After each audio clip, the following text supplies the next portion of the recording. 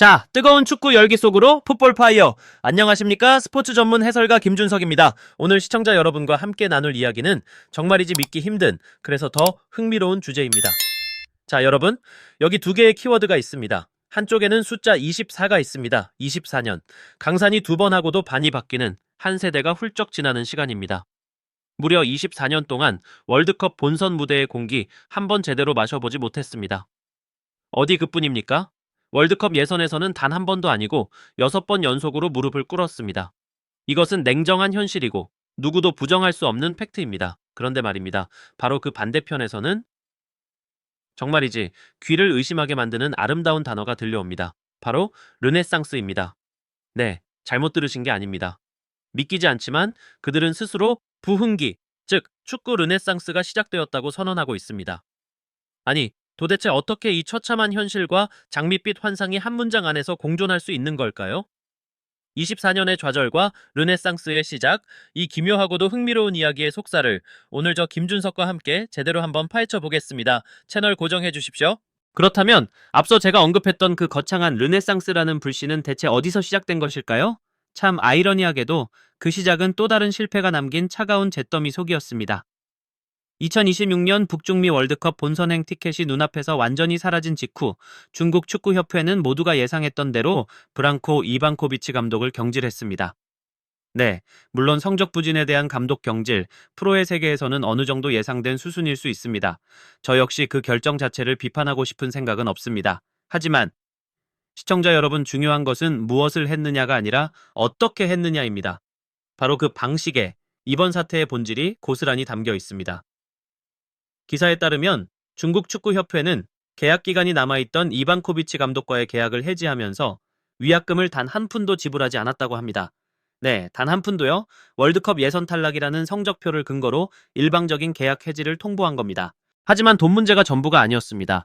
어쩌면 돈보다 더 심각한 문제는 바로 태도였습니다. 한때 국가대표팀의 운명을 맡겼던 수장이 팀을 떠나는 마지막 순간 협회 차원에서는 그 어떤 공식적인 도움이나 지원은커녕 최소한의 인간적인 예의조차 표하지 않았다는 비판이 쏟아졌습니다.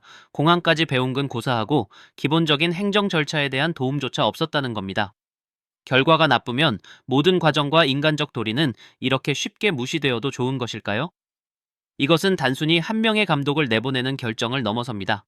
이것은 그들의 일하는 방식, 즉 업무 문화가 어떤지를 만천해 보여주는 하나의 선언과도 같습니다. 과정보다는 결과를, 사람보다는 성적을, 그리고 존중보다는 계산을 앞세우는 그들의 민낯이 드러난 순간인 겁니다. 바로 이 혼돈의 잿더미 위에서 그들은 지금 르네상스를 외치고 있는 것입니다. 자, 이반코비치 감독을 그렇게 예의 없이 떠나보낸 중국 축구. 그렇다면 그들은 과연 어떤 청사진으로 이 위기를 타개하려 했을까요? 여기서부터 우리는 이 문제가 단순한 실수나 한두 사람의 잘못이 아닌 아주 깊숙하고 구조적인 시스템의 문제라는 것을 목격하게 됩니다. 제가 그 증거를 하나씩 낱낱이 보여드리겠습니다. 먼저 더 큰 그림, 바로 배경부터 보겠습니다. 시청자 여러분, FIFA는 이번 2026년 월드컵부터 본선 진출국을 48개국으로 대폭 늘렸습니다. 그 결과 아시아 대륙에 배정된 본선행 티켓도 기존 4.5장에서 무려 8.5장으로 크게 늘어났습니다. 거의 2배 가까이 늘어난 겁니다. 이건 사실상 FIFA가 중국 시장을 의식해 깔아준 레드카펫이자 황금 동아줄과도 같은 기회였습니다. 문이 그 어느 때보다 활짝 열려 있었던 겁니다. 하지만 결과는 어땠습니까? 그들은 이 황금 같은 기회를 잡지 못했습니다. 아니요, 잡기는커녕 그 넓어진 문턱에서 스스로 넘어지고 말았습니다. 이것이 우리에게 말해주는 바는 명확합니다. 문제는 기회가 부족했던 것이 아닙니다. 주어진 기회조차 살려내지 못하는 핵심 역량, 그 자체가 부족했다는 가장 명백한 증거인 것입니다. 자, 그렇다면 이 핵심 역량 부족이라는 근본적인 문제에 대해 그들은 어떤 해법을 내놓았을까요? 정말이지 상식적으로 이해하기 힘든 기가 막힌 해법이 등장합니다. 바로 데얀 조르제비치 감독을 성인 대표팀의 임시 사령탑으로 선임한 것입니다. 잠깐만요. 시청자 여러분, 혹시 이 이름 어디서 많이 들어본 것 같지 않으십니까? 네, 바로 맞추셨습니다. 그는 불과 얼마 전 중국 축구가 미래의 모든 희망을 걸고 황금 세대라 불렀던 U20 대표팀을 이끌었던 바로 그 감독입니다. 그런데 그 황금 세대를 이끌고 어떤 결과를 만들어냈습니까? 기사를 보시죠. 안방에서 열린 U20 아시안컵에서 8강 탈락하며 U20 월드컵 본선 진출에 처참하게 실패했던 인물입니다. 여러분, 이게 대체 말이 된다고 생각하십니까? 중요한 수학 시험에서 낙제한 학생에게 그 학생을 가르쳤던 똑같은 과외 선생님을 다시 붙여주는 격입니다. 그것도 훨씬 더 어렵고 중요한 시험을 앞두고 말입니다. 실패가 이미 증명된 공식을 더 큰 무대에서 또다시 반복하겠다? 이 비논리적인 결정, 이 앞뒤가 맞지 않는 행보를 우리는 대체 어떻게 이해해야 할까요? 이해할 수 없는 결정은 여기서 그치지 않습니다. 그렇다면 이 비상식적인 결정에 그들의 축구 팬들은 어떻게 반응했을까요? 당연히 뜨겁게 환영했을까요? 천만에요. 기사에 따르면 오히려 엄청난 반발과 비판 여론에 부딪혔다고 합니다. 팬들은 왜 또 실패한 감독에게 지휘봉을 맡기는가? 협회는 대체 무슨 생각을 하는 것인가라며 싸늘한 반응을 쏟아냈습니다. 자, 보십시오. 위대한 부흥기는 뜨거운 국민적 지지와 단합 속에서 시작되어야 하는 것 아닙니까? 하지만 그들이 말하는 르네상스는 시작부터 팬들의 깊은 불신과 차가운 분열이라는 짙은 안개를 헤치고 나아가야 하는 그야말로 험난한 길을 스스로 선택한 셈입니다. 기회가 주어져도 잡지 못하는 실력, 실패한 이에게 다시 기회를 주는 이해할 수 없는 선택, 그리고 그 선택으로 인해 야기된 팬들의 분열. 이 세 가지가 거대한 톱니바퀴처럼 맞물려 돌아가는 것. 이것이 바로 제가 서두에 말씀드렸던 중국 축구가 앓고 있는 고질적인 시스템의 문제인 것입니다. 자, 지금까지의 상황을 다시 한번 정리해 보겠습니다. 실패가 이미 증명된 감독을 논란 속에 선임했고 팬들은 싸늘하게 등 돌렸으며 24년간 이어진 월드컵 좌절의 역사는 여전히 현재 진행형입니다. 그야말로 총체적 난국 그 자체입니다. 그런데 바로 이 지점에서 우리의 모든 상식과 논리를 뛰어넘는 정말 마법과도 같은 이야기가 펼쳐집니다. 이 모든 절망적인 상황을 단번에 뒤집을 수 있다는 믿을 수 없는 선언이 등장한 겁니다. 그들의 언론은 무엇이라고 말하고 있는지 아십니까? 이번 동아시안컵은 중국 축구 르네상스의 시작점이다. 새로운 변화를 모두가 목격하게 될 것이다. 라며 희망가를 부르고 있습니다. 네? 르네상스요? 지금 이 잿더미 위에서요? 시청자 여러분, 그렇다면 이 위대한 부흥과 경이로운 변화를 위해 주어진 시간이 과연 얼마일까요? 1년? 아니 6개월이라도 주어졌을까요? 천만에요. 기사에 따르면 새 감독에게 주어진 시간은 단 2주입니다.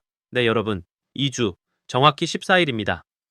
단 14일 만에 수십 년간 골마 터진 문제들을 해결하고 팀을 완전히 뜯어고쳐 새로운 전술을 입히고 선수들의 정신 상태까지 개조해서 부흥을 이끌어내겠다고 합니다. 이것이 바로 오늘 이야기의 클라이맥스이자 우리가 던져야 할 가장 핵심적인 질문입니다. 과연 이것이 평범한 우리는 감히 상상조차 하지 못하는 엄청난 자신감의 발로일까요? 아니면 더 이상은 마주하기 힘든 냉혹한 현실의 무게로부터 도망치려는 위험하고도 처절한 현실 도피일까요? 자신감입니까? 아니면 망상입니까? 판단은 시청자 여러분의 몫입니다. 자, 자신감과 망상, 그 아슬아슬한 경계선 위에서 결국 그들이 망상에 가까운 길을 선택했다면 그 선택의 대가는 과연 무엇일까요? 2주 만에 르네상스를 이루겠다는 그 비현실적인 사고방식이 어떤 결과로 이어지는지 이제는 한 걸음 물러나 차분하게 짚어보겠습니다. 바로 이러한 기초 공사 없이 꼭대기부터 지으려는 듯한 과정을 생략하고 결과만 좇는 조급증이 그들을 외부로부터 어떤 평가를 받게 하는지 보여주는 대목이 있습니다.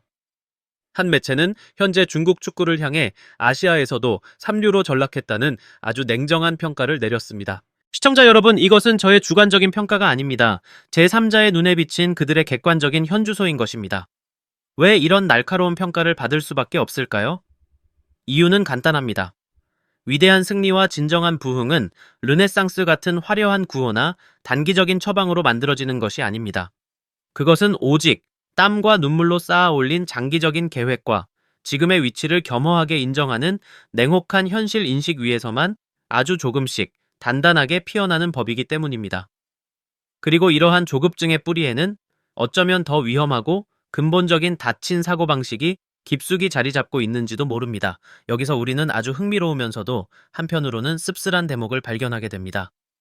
기사에 따르면 이반코비치 감독의 후임으로 신태용 감독 등 한국인 지도자들이 물망에 오르자 일부 언론과 여론에서 한국 사람은 안 된다는 식의 즉각적인 거부 반응, 즉 발작 버튼이 눌렸다고 합니다. 한번 이성적으로 생각해 보십시오. 지금 그들에게 가장 시급하게 필요한 것은 국적이나 출신을 불문하고 이 깊은 수렁에서 팀을 구해낼 최고의 실력을 갖춘 전문가 아닙니까? 그런데 특정 국가 출신은 안 된다며 스스로 최고의 가능성들을 내던지고 선택의 폭을 좁히는 것, 이것이 과연 최선의 결과를 위한 합리적인 태도일까요?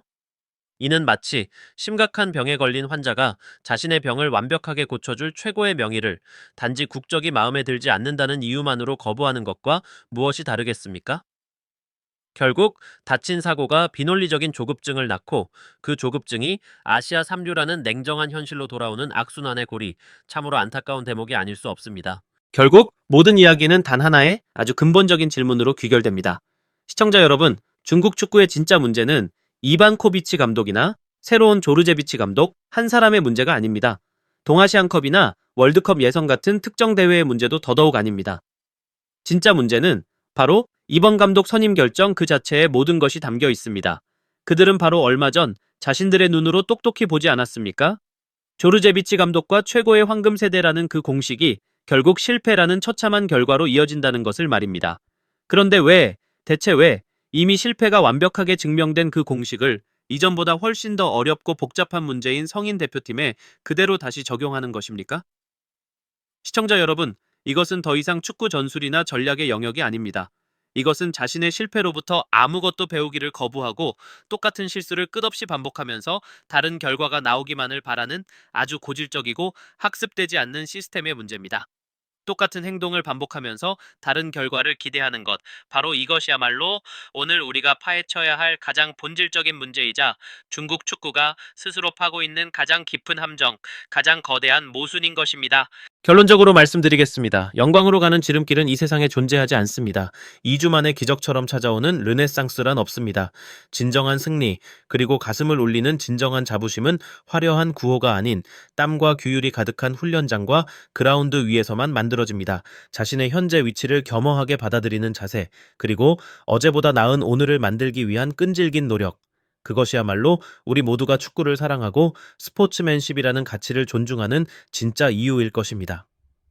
자, 이것이 저의 생각입니다만 시청자 여러분의 생각은 어떠십니까? 과연 이번 중국의 선택이 우리가 아직 보지 못한 신의 한 수일까요? 아니면 누구나 예상할 수 있었던 예견된 실패일까요? 여러분들의 날카로운 의견을 아래 댓글로 자유롭게 남겨주세요. 그리고 저희 풋볼파이어의 다음 분석을 놓치지 않으시려면 좋아요와 구독, 알림 설정까지 꼭 잊지 마시고요. 지금까지 저는 김준석이었습니다. 다음 시간에 더 뜨거운 주제로 다시 찾아뵙겠습니다. 감사합니다.